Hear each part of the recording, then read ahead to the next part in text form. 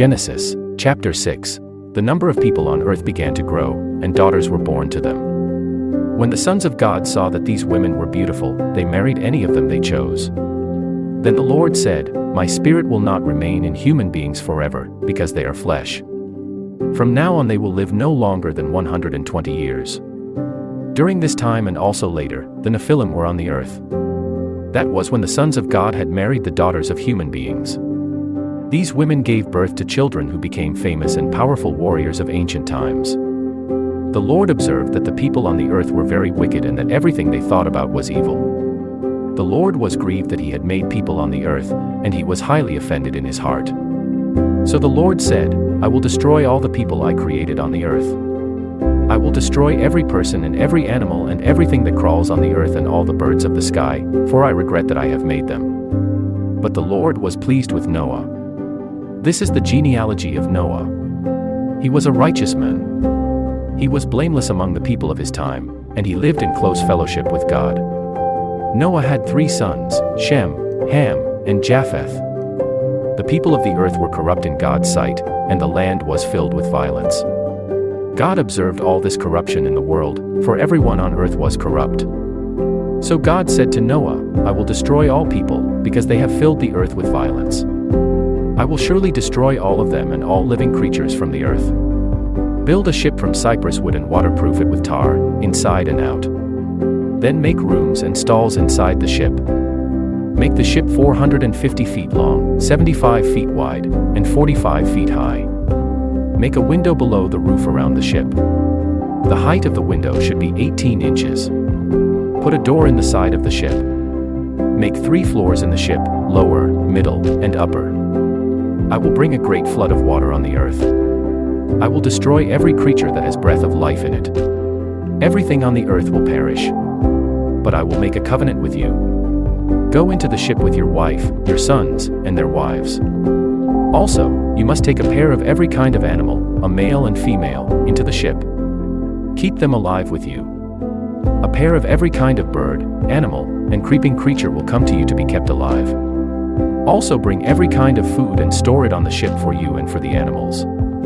Noah did everything exactly as Lord had commanded him. Genesis, Chapter 7. Then the Lord said to Noah, Go into the ship with your whole family, because I have seen that you are a righteous man in this generation. Take with you 7 pairs, male and female, of every kind of clean animal, and take a pair, male and female, of every kind of unclean animal.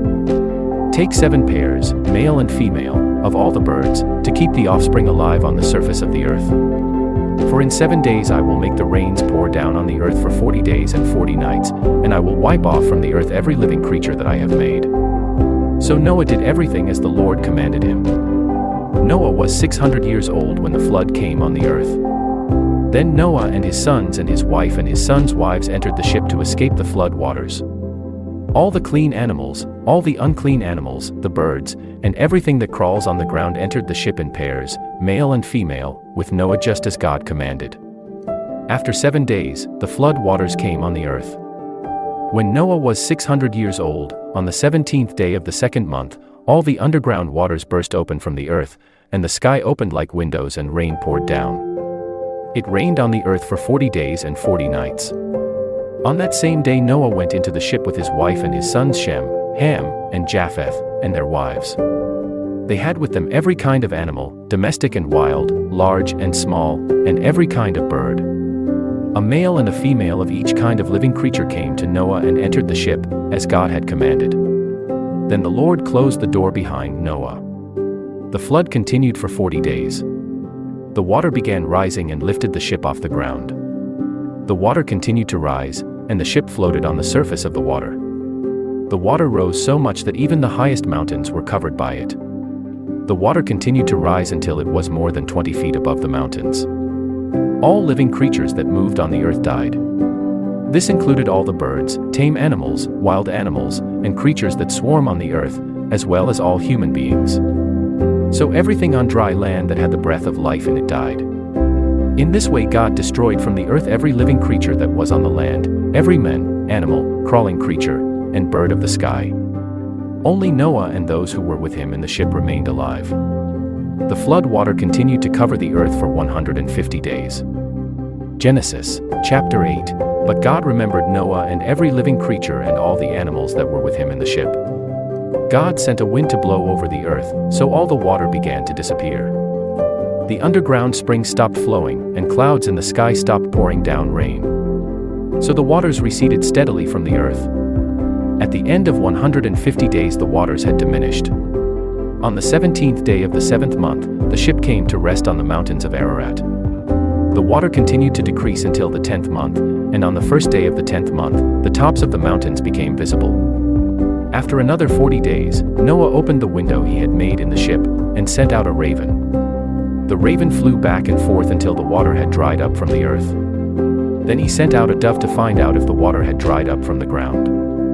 The dove could not find a place to land because water still covered the ground, so it came back to the ship. Noah stretched out his hand and drew the dove back into the ship. After 7 days Noah again sent out the dove. This time the dove came back to him in the evening with a fresh olive leaf in its beak. So Noah came to know that the flood water was almost gone. 7 days later Noah sent the dove out again. But this time the dove didn't come back. When Noah was 601 years old, in the first day of the first month of that year, the water was dried up from the land. Noah opened the door of the ship and saw that the land was drying. By the 27th day of the second month, the ground was completely dry. Then God said to Noah, "Leave the ship. You, your wife, your sons and their wives should go out now.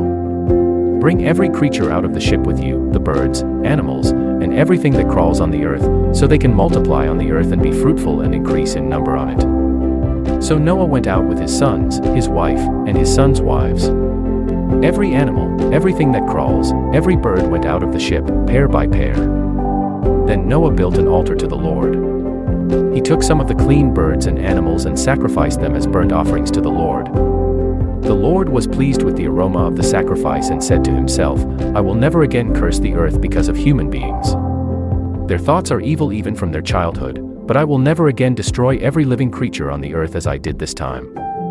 As long as the earth remains, planting and harvest, cold and heat, summer and winter, day and night will not stop." Genesis, chapter 9. God blessed Noah and his sons and said to them, "Be fruitful and multiply, and fill the earth. Every animal on the earth, every bird of the sky, every animal that crawls on the ground, and every fish in the sea will be afraid of you. I have placed them under your power. I have given them to you for food, just as I have given you green plants and vegetables.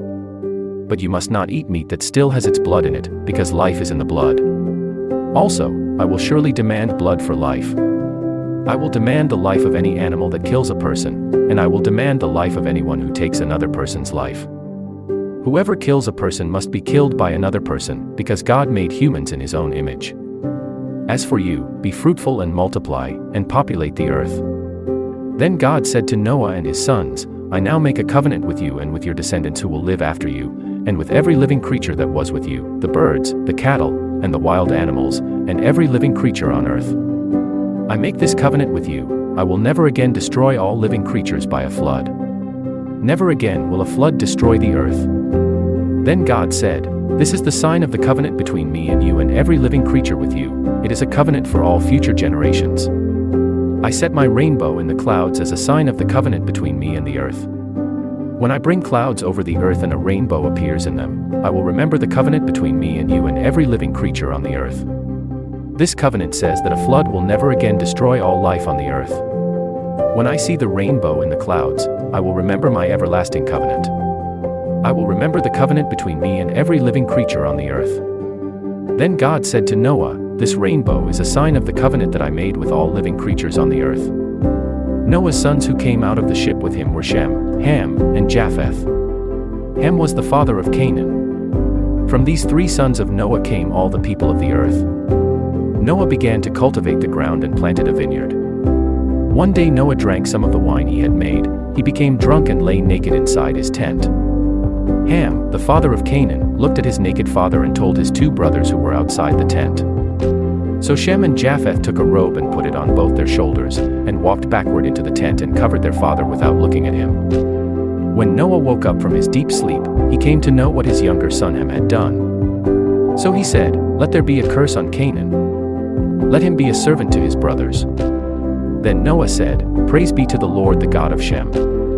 Let Canaan be a servant of Shem. May God give more land to Japheth, and let him live in Shem's tents, and let Canaan be his servant." After the flood, Noah lived 350 years. He lived a total of 950 years, and then he died.